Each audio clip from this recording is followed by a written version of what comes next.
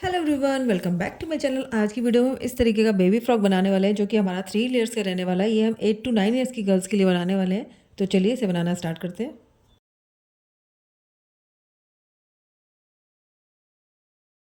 Hello everyone, तो आज हम इस तरीके की फ्रॉक बनाने वाले हैं। हम बेबी फ्रॉक बनाएंगे जो कि हम 8 to 10 ईयर्स की गर्ल्स के लिए बनाने वाले हैं।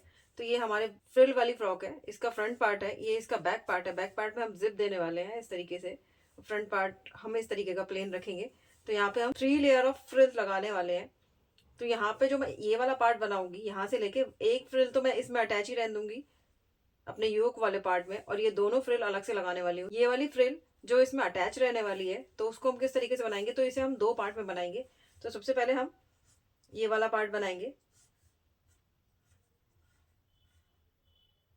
ये यहाँ पे हम इलास्टिक को अटैच करने वाले हैं और यहाँ पे हम इस तरीके से फ्रिल को देने वाले हैं।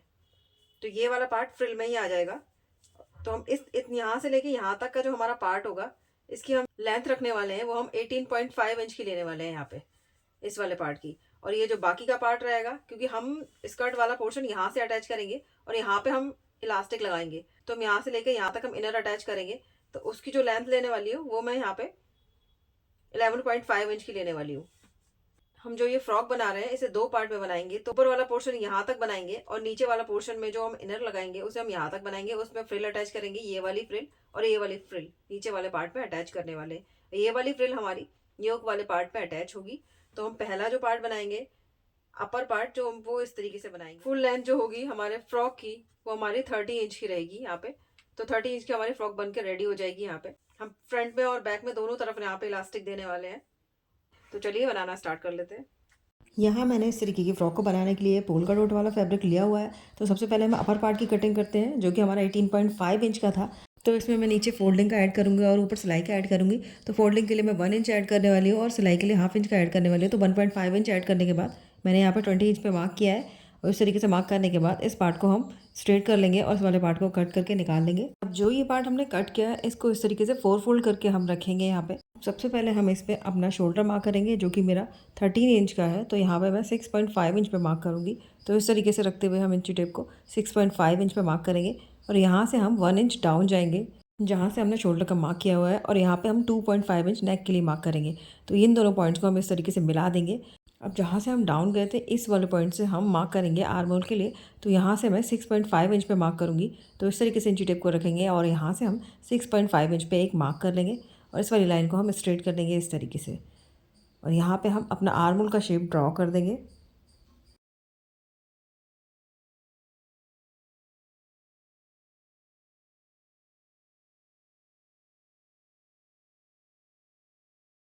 आर्म होल की शेप ड्रॉ करने के बाद अब हम यहाँ पे फिटिंग का मार्क लगाएंगे। तो हम इस तरीके से इस शेप को रख के 8.5 इंच पे यहाँ पे मार्क करूँगी और यहाँ से मैं नीचे की तरफ 9 इंच पे मार्क करूँगी।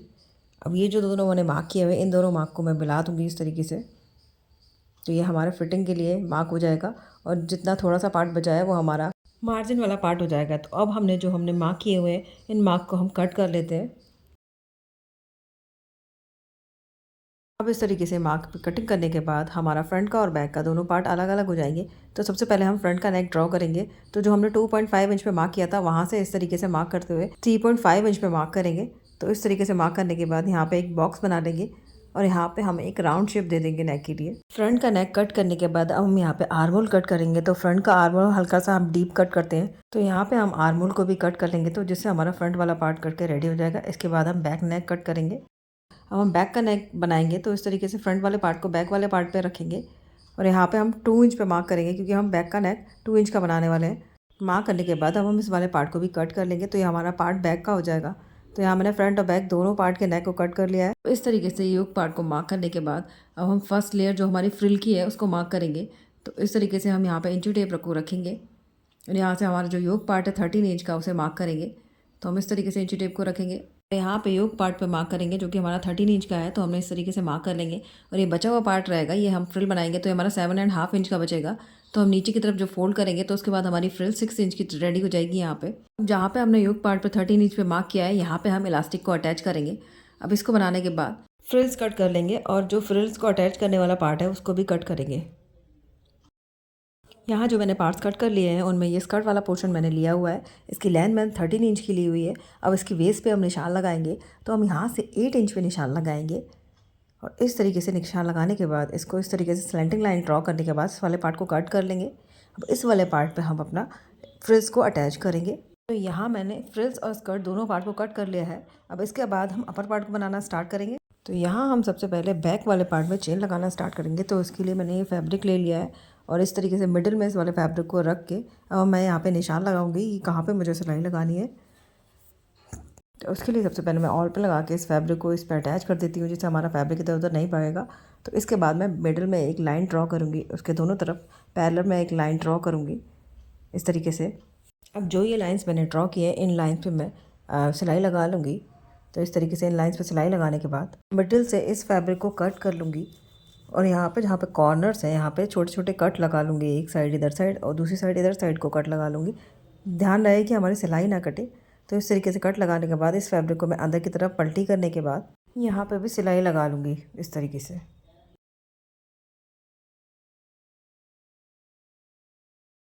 इस तरीके से सिलाई लगाने के बाद अब मैं यहाँ पर चैन को अटैच करूँगी।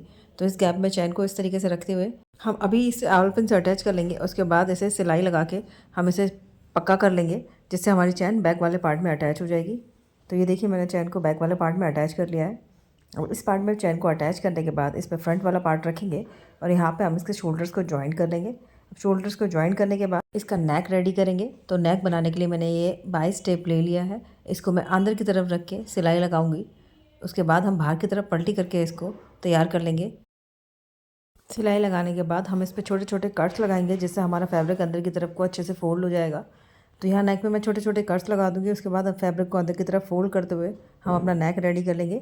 इसी तरीके से हम आर्मोल को भी रेडी कर लेंगे। मैंने दोनों तरफ के आर्मोल को रेडी कर लिया है और नेक को रेडी कर लिया है। तो इस तरीके से हमारा नेक बन के रेडी हुआ है और आर्मोल भी हमारे रेडी हो गए। अब हम यहाँ पे फिटिंग की सिलाई लगाएंगे। तो फैब्रिक को उल्टा करेंगे और इस तरीके से रखते हुए हमने जहाँ पे मार्क किया है वहाँ पे हम सिलाई लगा के इसको तैयार कर लेंगे। एक साइड में फिटिंग की सिलाई लगाने के बाद हम फैब्रिक को इस तरीके से खोल लेंगे और जहाँ पे हम फ्रिल बनाने वाले हैं उसके जो बॉर्डर है उसको इस तरीके से फोल्ड करते हुए हम तैयार कर लेंगे। इस तरीके से हमारा फ्रंट का पार्ट तैयार हो गया है। अब जो ये मार्क लगाया है मैंने इसको आगे तक एक्सटेंड कर लूँगी। अब इसके बाद हम स्कर्ट वाला पोर्शन बना के रेडी करेंगे। यहाँ हमने फ्रिल्स के लिए जो फैब्रिक कट किया था उसको नीचे से हमने फोल्ड कर लिया है। अब मैं इसमें से स्ट्रिप्स को कट करूँगी। तो यहाँ पे मैं सेकंड नंबर वाली जो फ्रिल है उसको कट करूँगी। तो वो मैं वेस्ट के डबल लेने वाली हूँ। तो वेस्ट यहाँ पे 32 इंच का है, उसका डबल यानी कि 62 इंच का मैंने ये फ्रिल ले लिया है। इसके बाद जो हम थर्ड वाली फ्रिल लेंगे तो उसे हम सेकंड वाली फ्रिल से 10 इंच बड़ा लेंगे। तो इस तरीके से हमने दोनों फ्रिल को कट कर लिया है। अब इन फ्रिल में हम गैदर्स डाल के इन्हें तैयार कर लेंगे। उसके बाद हम स्कर्ट वाले पार्ट में इसको ज्वाइन करेंगे। यहाँ ये मैंने स्कर्ट का एक साइड वाला पार्ट ले लिया है। अब मैं इस पे इस तरीके से रखते हुए अपनी फ्रिल को ज्वाइन कर लूँगी। इसके बाद मैं सेकंड नंबर वाली फ्रिल को ज्वाइन करूँगी। तो इस वाली फ्रिल को हम इस पैन नीचे वाली फ्रिल के ऊपर रखते हुए यहाँ पे ज्वाइन कर लेंगे। तो इस तरीके से दोनों फ्रिल को ज्वाइन करने के बाद जो हमारा स्कर्ट वाला पोर्शन तैयार होगा उसे हम अपने योक वाले पार्ट पर रखेंगे और यहाँ पर जो हमने निशान लगाया था यहाँ पर सिलाई लगा देंगे। इसे हम चारों तरफ से ज्वाइन कर लेंगे। इस तरीके से योक वाले पार्ट में स्कर्ट वाले पार्ट को ज्वाइन करने के बाद यहाँ पे इस तरीके से हम एक पैर की सिलाई लगा लेंगे। यहाँ मैं पतली वाली इलास्टिक इस वाले पार्ट में डालने वाली हूँ। तो यहाँ पे मैं एक पैर की सिलाई लगा के इसको तैयार कर लूँगी। इस तरीके से हमारे योक पार्ट स्कर्ट वाले पार्ट में ज्वाइंट हो जाएगा। तो ये मैंने तीनों फ्रिल के साथ इसको ज्वाइन कर लिया है। अब हमने जो इलास्टिक डालने के लिए पार्ट बनाया था उसमें इलास्टिक डालेंगे। यहाँ मैं इलास्टिक की लेंथ 32 इंच की लिए, क्योंकि यहाँ जो मेरी वेस्ट है वो मैं 32 इंच का है। तो इसलिए इलास्टिक की हुई लेंथ मैंने 32 इंच की ली है। यहाँ मैं इलास्टिक को बड़ी वाली सुई में डाल लूँगी। उसके बाद हम इसे अपने फैब्रिक में डाल के इसको तैयार कर लेंगे इस तरीके से।